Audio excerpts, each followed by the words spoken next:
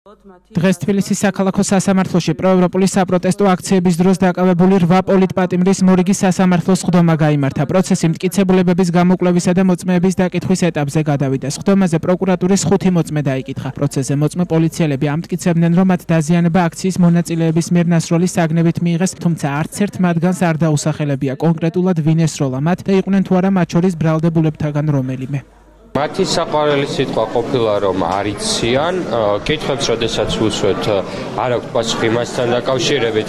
კონკრეტულად ვინ მიაყენა ეს დაზიანება, კონკრეტულად ეს აქციის მონაწილე იყო თუ შეგზავნილი ადამიანი იყო, ძირითადად კითხვები მიემართებოდა იმასთან დაკავშირებით, თუ როგორ რა ვითარებაში მიიღეს დაზიანება და ერთი და იგივე ლოკაციაზე მყოფი ზოგიერთი პოლიციელისთვის კარგი განათება იყო და ყველაფერს კარგად ხედავდა, იგივე ლოკაციაზე მყოფი ზოგიერთი პოლიციელისთვის ცუდი განათება იყო და ვერაფერს ვერ ხედავდა. რეალურად აქ მოწმეებისგან და იმ მოწმეებისგან, რომელსაც დაზარალებულად მიიჩნევს ბრალდების მხარე, მოვისმინეთ ის, რომ საერთოდ არიციან რა დაზიანება აქვს მიღებული და როდესაც კითხვებს უსმევდი იმასთან დაკავშირებით, რომ აი კონკრეტულ პიროვნების სახელებზე ამ ადამიანთან რაიმე პრეტენზია გაქვს, ამ ადამიანმა მოგაყენა რაიმე დაზიანება, ან შეესწარი თუ არა რაიმე ჯგუფური ორგანიზებას, ჯგუფური ძალადობის, მათ პასუხი იყო არა. მოწმეები, რომლებიც მოვიდნენ დღეს, ძალიან მნიშვნელოვან კითხვებს ვერ უპასუხეს და მხოლოდ ვარაუდებზე ისაუბრეს. ძალიან მნიშვნელოვანი არის ის, რომ მოწმეების გამოკითხვის სოფში მიცემული ჩვენება, გამოკითხვის პერიოდში მიცემული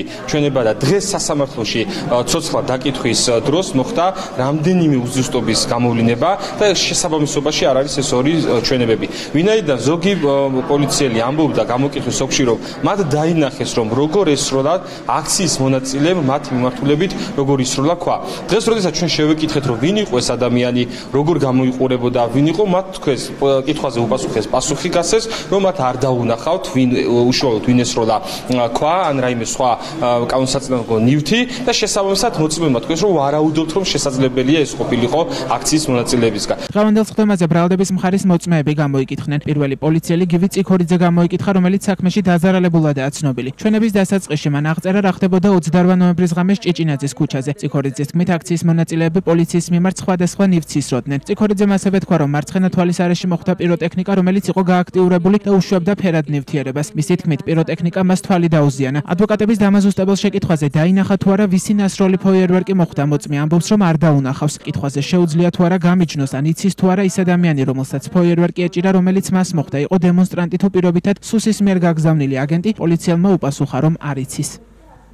მე მომხდა პიროტექნიკა, რომელიც რაღაც ფერად ნივთიერებებს უშვებდა,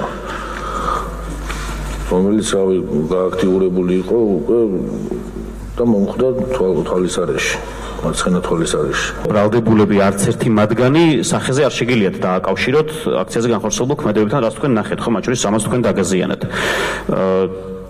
გააქვთ ინფორმაცია იმასთან დაკავშირებით, რომ აქციის წევრებს შორის იყო ბევრი პროვოკატორი აქციის მონაწილეებისთვის და აგენტი კონფიდენტი სამართალდამცავი უწყებებისთვის?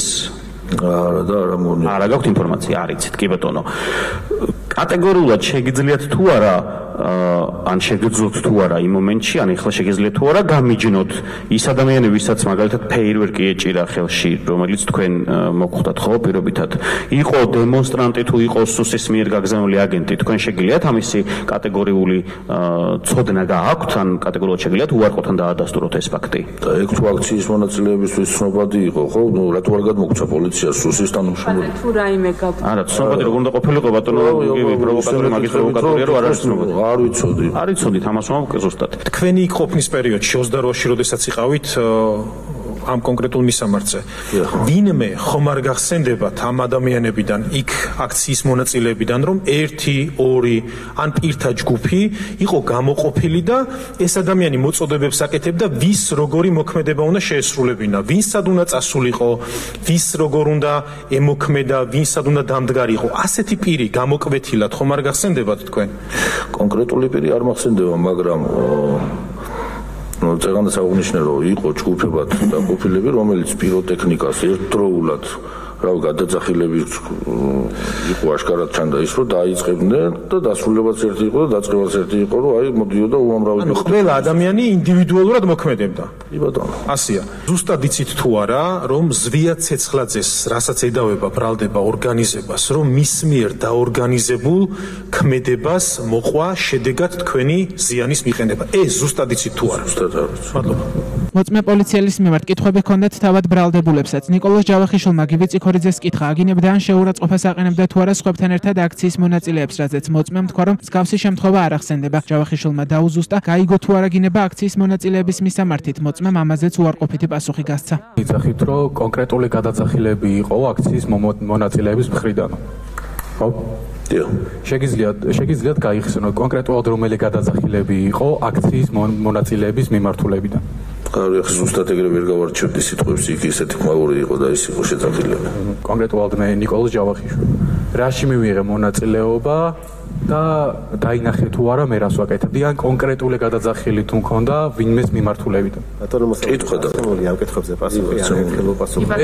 ბატონო ვაჟა, ბატონო შეკითხვა არა ერთხელ გაიცა ამას პასუხი თქვენ ბრალდებულებთან მიმართებაში. ნუ გაკამათობთ ერთმანეთში დაბრძანდით და ვინც ბრძანება გასცა რომ გადმოიყვანეთ ჭიჭინაძე ანუ სამართლოდან ჭიჭინაძის ქუჩამდე ეს ერთი და იგივე პირია თუ განსხვავებული არა, რამოდენიმე უფროსი მხარს გვაღვნიშნეთ და ზუსტად რომელი იყო აღარ მახსოვს ახლა. მაგას არ გეკითხებთ, უბრალოდ რამდენად გახსოვთ ის ვინც გადმოგიყვანათ უშუალოდ აქციაზე და ის ვინც ადგილზე მოგცათ ბრძანება ეს ერთი და იგივე პირი იყო თუ სხვა პირმა მოგცათ ბრძანება აქციაზე მოსვლას და სხვა პირმა გასცა ადგილზე ბრძანება? ანუ ერთი და იგივე თანავისა უფროსი არ გასცემდა ახლა რომელიც იყო იმ კონკრეტულ ამ ადგილზე გადმომყვანი იყო სხვა და კონკრეტულ ადგილზე ბრძანებას გასცემდა სხვა. კი ბატონო. დღევანდელი პროცესის მიმდინარეობისას ცნობილი გახდა, რომ გივი წიქორიძე იგივე დაზიანებაზე სხვა სისხლის სამართლის საქმეშიცაა დაზარალებულად ცნობილი. ამასთან დაკავშირებით მოწმეს დაცვის მხარემ კითხა, რაზეც წიქორიძემ თავდაპირველად უპასუხა, რომ არა. მოგვიანებით კი დაცვის მხარის მიერ განმეორებით დასმულ კითხვაზე მოწმემ პასუხი დააზუსტა და თქვა, რომ სხვა საქმის დაზარალებულადაცაა ცნობილი. 28-ში ხო? 28-ში მიიღო აქციაზე დაზიანება, ხო? დავშვათ რაღაც კონკრეტულ დროს, ხო? იმ დაზიანებაზე ცნობილი ხო არის აქ? დიახ. დაზარალებულად. იმავე დაზიანებაზე სხვა საქმეშიც ხო არ არის დაზარალებულად ცნობილი? არა. არა ხართ? დაზარალებულად. უკან თქვენ შეაფასეთ უკვე შემდეგ ძალიან გთხოვთ ახლა. ანუ დაზარალებულად არ ცულით თქვენ სხვა საქმეზე თავს? მიიღეთ უკვე მაგაზე პასუხი და შემდეგი. ბატონო, გაახსენდა რაღაცა ბატონო. სხვა სისხლის სამართლის ბაზაზე მეკითხებით, რომ თუ არ აი ამ ფაქტთან კი ბატონო, კი ვარ. ხართ? ვერ გავიგეთ, ახლა თქვით არა ხართ, ეხა ხართ რა.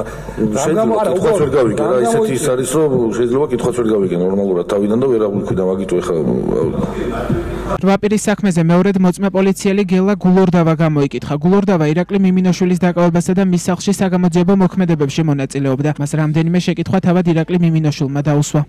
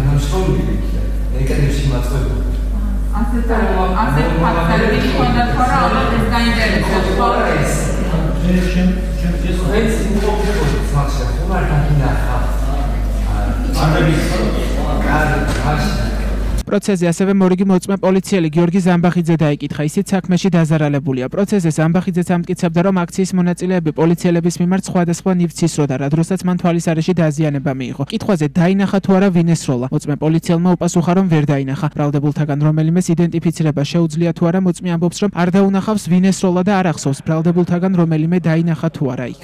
მოწმეები არავის არ დაუკეთებია, ვინ როგორ უნდა მოქცეულიყო. ამას ის აქციის რომელ მონაწილეს როგორ უნდა ემუქრებოდა იქ მოწოდებები არავის ვერ არ დაგიგიათ ასე ხომ ხომასი იბანო ზვიად ცეცხლაძე არის საერთოდ ზვიად შეიძლება ეს ადამიანი ხორში ნიშნავს აქციაზე მისგან რაიმე მოწოდება არ მოგისმენია